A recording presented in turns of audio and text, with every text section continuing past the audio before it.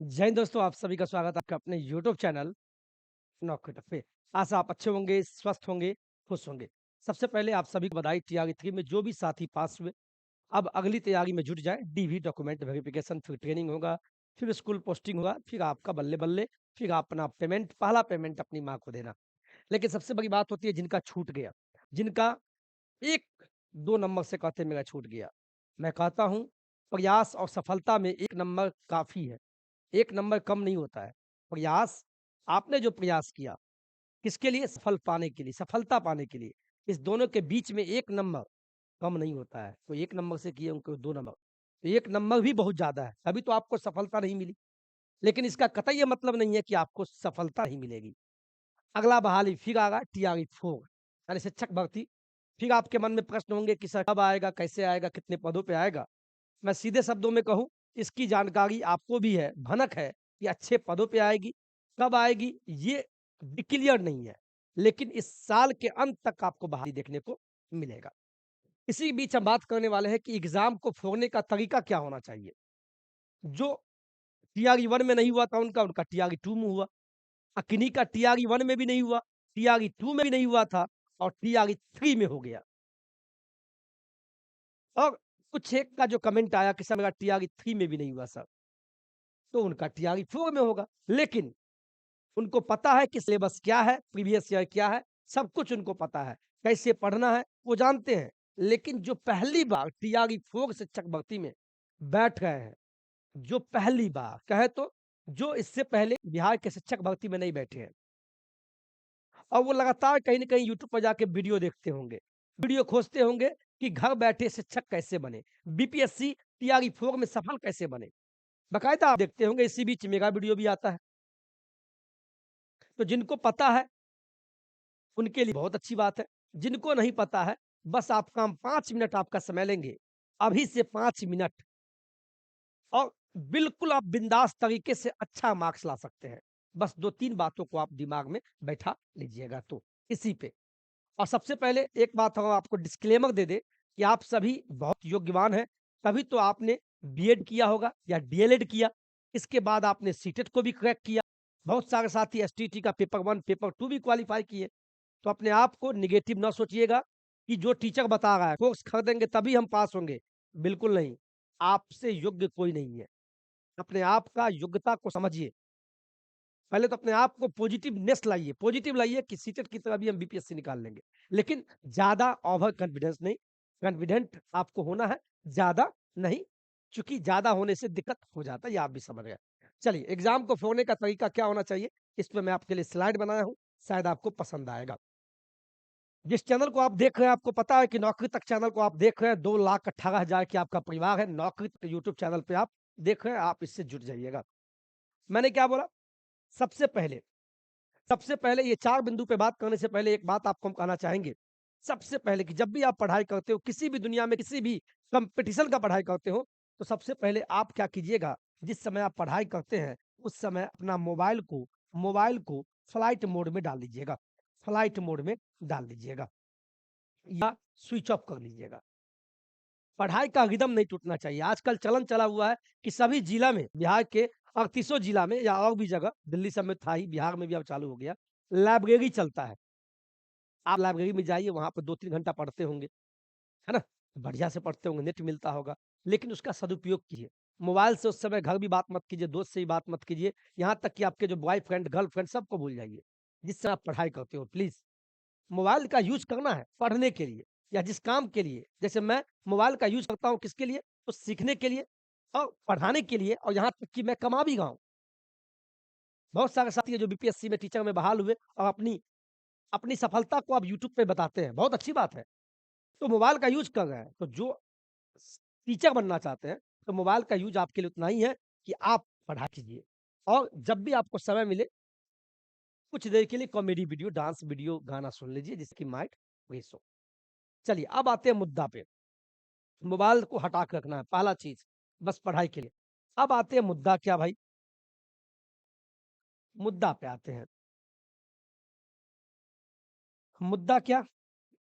BPSC TRE 4 शिक्षक भर्ती के लिए सबसे पहले आपको इतना जानना है, जो पहली बार दे रहे हैं, सबसे पहले आपको जानना है कि इसके सिलेबस क्या है। तो सिलेबस कैसे पता चलेगा? चूँकि आप किसी भी, है ना? सिलेबस आप किसी भी दुकान में जाते होंगे साहब, तो आप सीधे कपड़ा नहीं लेते होंगे। आपको पहले पसंद आना चाहिए, आपका चॉइस क्या है? आप किस टाइप का कपड़ा पहनना चाहते हैं, वो आप दुकानदार को बताते होंगे, तो वो आपको निकालता होगा। तो सिलेबस का इतना ही मतलब है कि आप सिलेबस को जानें। और ये सिलेबस कैसे पता चलेगा? आप सिलेबस प्रीवियस ईयर जो टीआरई 1, टीआरई 2, टीआरई 3 हुआ, उसमें क्या-क्या प्रश्न पूछा जाता है, ज़्यादा अगर आपको नहीं पता है, आप कमेंट कीजिएगा, इस पे हम नेक्स्ट वीडियो ला देंगे। 1 टू 5 का सिलेबस क्या है, 6 टू 8 का सिलेबस क्या है, 9वीं 10वीं का क्या है, 11वीं 12वीं का क्या है। तो सबसे पहले आपको सिलेबस पता होना चाहिए, क्योंकि आप बीपीएससी टीआरई 4 में युद्ध में उतरने वाले हैं, तो आपके पास पता होना चाहिए कि एग्ज़ाम कितने घंटे का होता है, कितना समय में कितना प्रश्न को हल करना है, कहाँ-कहाँ से प्रश्न पूछे जाते हैं, तो पहला काम सिलेबस का होना चाहिए। दूसरा, सिलेबस पता लग गया, इसके बाद आपके माइंड में ये होना चाहिए, आपके माइंड में ये पता होना चाहिए, दूसरा चीज़ कि प्रीवियस ईयर क्वेश्चन क्या-क्या पूछा है। प्रीवियस ईयर क्वेश्चन, आपके पास एक क्वेश्चन बैंक होना चाहिए, किसी भी कंपनी का ले लीजिए साहब, कोई मतलब नहीं है, किसी का भी ले लीजिए आप, है ना? टीआरई 1 और टीआरई 2 में जो भी प्रश्न पूछा गया है, उसको आप देखें, किस चैप्टर से पूछा गया है, तो वो पता चलेगा सिलेबस से। जब आपको सिलेबस पता होगा और इसके बाद आपके पास एक क्वेश्चन बैंक ले लीजिएगा, जो टीआरई 1, टीआरई 2, टीआरई 3 में जो-जो प्रश्न पूछा गया है, किसी भी दुकान पे आप ले सकते हैं, ठीक है? तो आप ले लीजिएगा, एक बुक आता है, इससे फिर रिलेट कीजिएगा। तो पहले ये पता होना चाहिए, तो ये भी पता होना चाहिए, दोनों पता हो गया, तो आप पढ़ाई में लग जाइए। पढ़ाई कैसे करना है, ये आप खुद जानते हैं। खुद जानने का मतलब ये हुआ, जब आप बीएड, डीएलएड, सीटेट पास कर गए, तो आपको बताने की बिल्कुल ज़रूरत नहीं है। ऑनलाइन पढ़ाई कर रहे हैं, तो किसी से कोर्स ले लीजिए आप, कहीं भी। हम तो कोर्स भी नहीं बेचे हैं, और ना बेचना हम चाहते हैं, क्योंकि मुझे लगता है कि आपकी योग्यता जहाँ सिद्ध होती है, वहाँ हम नहीं ठहर रहे हैं। तो इतना ही हम समझा सकते हैं कि आप किसी का कोर्स लीजिए, वहाँ पे बढ़िया से आपको सिलेबस भी बताएगा, क्वेश्चन कहाँ से पूछा जा रहा है, उसको बनाया भी जाता है।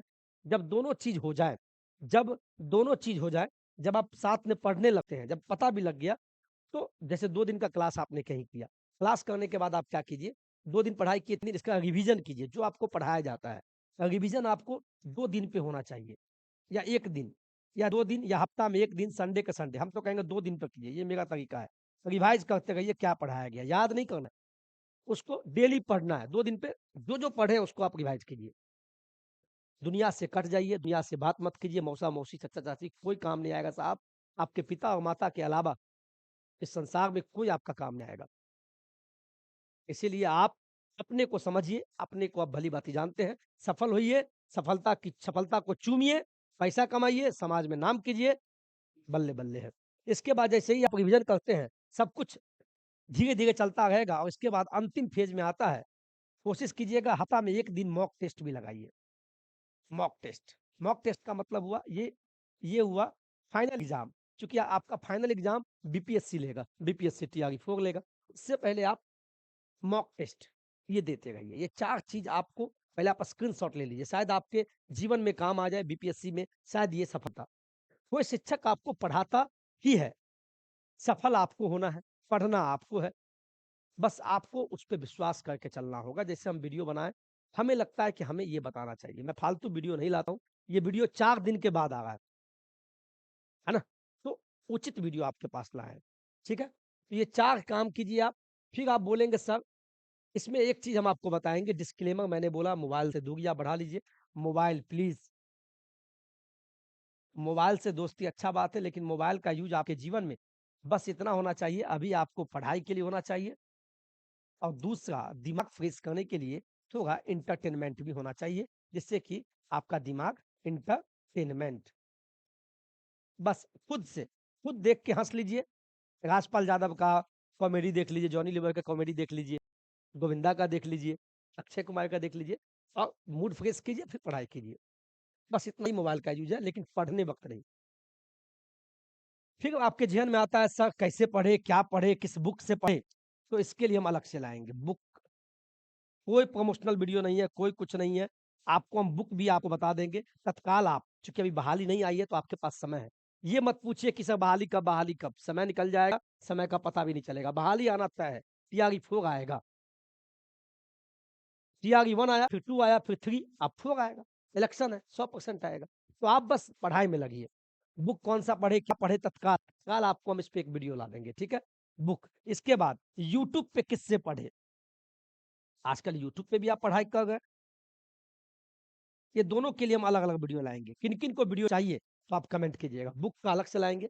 फिलहाल आप क्या-क्या पढ़ लें? ज़्यादा बुक नहीं पढ़ने का, यूट्यूब पे किससे पढ़े? टीचर तो बहुत है, कोर्स भी लेने का मन करता होगा। मान लीजिए कोई प्लेटफ़ॉर्म से पढ़ रहा है, तो दूसरा का ऐड देखा तो ऑफिसर्स अकेडमी का ले लिया। अब दोनों कोर्स लेके भी नहीं पढ़ पा रहे, कन्फ्यूज़ कर जा रहे हैं। तो सारी बातें अलग-अलग हम टाइप में वीडियो में बताएँगे। तो आप बिंदास रहें और सफल आप ही होंगे, ये जान लीजिए। सफल कौन होगा? आप। आपके अलावा कोई नहीं हो सकता और अपने आप को समझिए कि मैं ही हूँ। यानी मैं ही हूँ नहीं बोलने का, मतलब मैं कर सकता हूँ और विश्वास ऊपर वाले पे होना चाहिए। बिल्कुल भगवान जब आप मेहनत करते हैं, जब आप किसी चीज़ में लगते हैं तो ऊपर वाला भी आपको पीछे खींचता है। जब आप आगे बढ़ेंगे तो एक आदमी पैर खींचेगा, लेकिन फिर भी आप ताकत लगाते हैं कि हम आगे बढ़ें, है ना? तो भगवान भी यही चाहता है, वो आपको खींचेगा, यानी आपसे मेहनत करवाएगा और जो मेहनत करता है वही सफल होता है। बस यही कहना चाहेंगे कि आप ये बताइएगा दिल से कि सर कैसा लगा? ये तरीका जो मैंने आपको बताया कि आप एग्ज़ाम को कैसे सिंपल तरीका में मैंने बताया। कमेंट कीजिएगा सर अच्छा लगा या नहीं? मुझे पता है आपको पता है। ज़्यादा पता है वो भी नहीं होना चाहिए। आप समझदार हैं, आप पढ़े-लिखे हैं, योग्यवान हैं, भविष्य के भावी शिक्षक बनने वाले हैं। बस एक ये मेरा एक प्रयास है आपके लिए। चलिए आज के वीडियो में इतना ही। जय हिंद, जय भारत।